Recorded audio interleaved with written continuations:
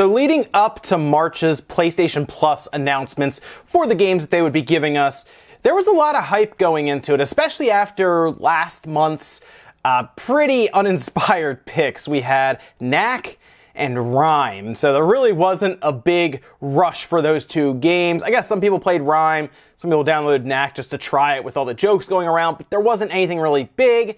However, we did keep hearing, oh, March is going to be big, it might be the biggest one yet. And I have to say, after them revealing it, there are a lot of people online saying that this might be the best that they've had in terms of a month for PlayStation Plus games, and I mean, I'm kind of inclined to agree with them here. Now, the big one that is headlining March is going to be coming up later on, I think a week or so from now. You should see these pop up because last month's stopped being able to be downloaded March 6th. So you should see about a week or so, you should see these go available. Bloodborne, that's right, is actually going to be headlining next month's PlayStation Plus selection. And that's not the only semi-large PS4 game, but we're going to start with Bloodborne because a lot of people have played it, but then also a lot of people have passed on it. It actually came out 2015, great reviews across the board. It's a tough-as-nails action RPG from Software.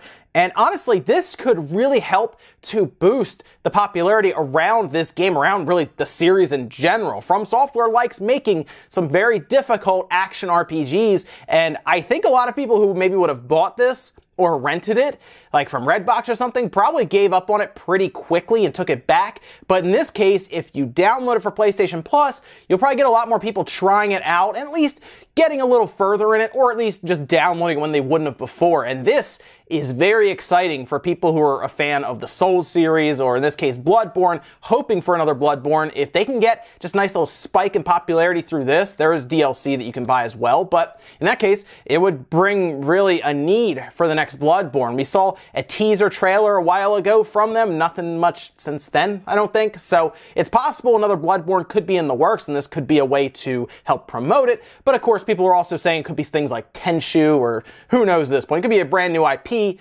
from Software that we've seen, but it's very cool to see Bloodborne. I'm actually really excited for it to show up. The other one is Ratchet and Clank. That's the one that released in 2016 alongside the movie. Ratchet and Clank has had an interesting history here. It kind of fell off a bit a while ago. I think the game was pretty good. The movie wasn't that good, but the game was pretty good. A lot of people liked it. It was like old school Ratchet and Clank. People really liked the world design, the visuals and everything. That's also going to be kind of, I guess below Bloodborne in terms of the popularity for the game showing up and the excitement, but to have something like Bloodborne and then Ratchet and Clank after having Knack and then Rime last month, this is massive compared to last month, and that's not even the final PS4 game. There's still 3 more. So you're also going to get Mighty No. 9, Claire Extended Cut, and then Bombing Busters. Now, in this case, Mighty No. 9 will also be available on the PS3, as well as Legend of K Anniversary. That's also going to be on the PS3. Claire Extended and Bombing Busters are also on the Vita. They're also marked here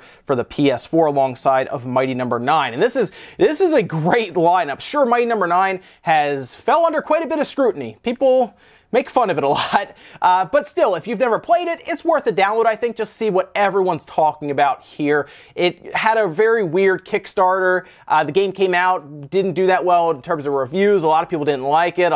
Remember, they sent physical boxes that were terrible, and they're still apparently working on a 3DS port, I guess, so who knows at this point, but it's at least going to be available for people to download. A lot of times when these are free on PlayStation Plus or even Xbox Live Gold, you end up downloading just to try it. So again, people will at least get a chance to play a game that they probably would have never bought. Bloodborne is the big one here, though. Super excited to see that show up, to see how many people maybe start talking about it that wouldn't have otherwise. Maybe there's somebody who's really into Call of Duty and Madden and those games, and they go, oh, this looks cool. They download it, maybe they fall in love with the game, and now the series has a brand new fan. That's generally the boost that something like PlayStation Plus can give people. So in total, the list has 5 PS4 games, 2 PS3 games, and 2 PlayStation Vita games. Now, it wasn't all good news. See, Sony decided to also tell us that next year, PlayStation 3 and PlayStation Vita will be removed from PlayStation Plus. So starting March 8th, 2019,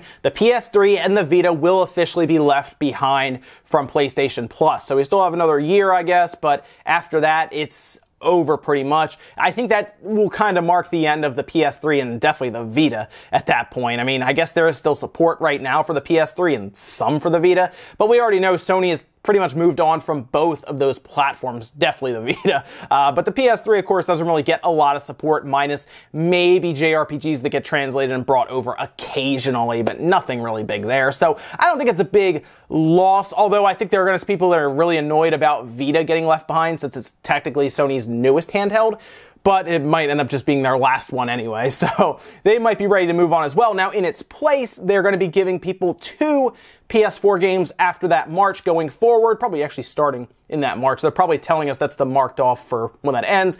So that March will probably start up where they give 2 PS4 games and then no other free games. So it's just going to be 2 PS4 games every month going forward, and then we don't have to split up, I guess, the games between the titles, which could mean going forward there, we'll always be getting really good games for the PS4 since they only have to manage 2. But yeah, guys, that's going to do it for this video. Let me know what you think about this lineup of PlayStation Plus games. Man, when I saw Bloodborne and Ratchet & Clank and then Mighty Number 9, I was like, wow, this is probably the best PlayStation Plus lineup they've probably ever had. Honestly, after coming off a month with Knack and Rhyme, this is like night and day. It's massive compared to last month. It is a little sad, I guess, for a lot of people to hear that the Vita is technically being left behind now. Next year, of course, March 2019. But still, it's a big deal. Also, don't forget to like the video if you liked it, guys. Disliked if you didn't. Leave comments, and I will see you guys in the next video.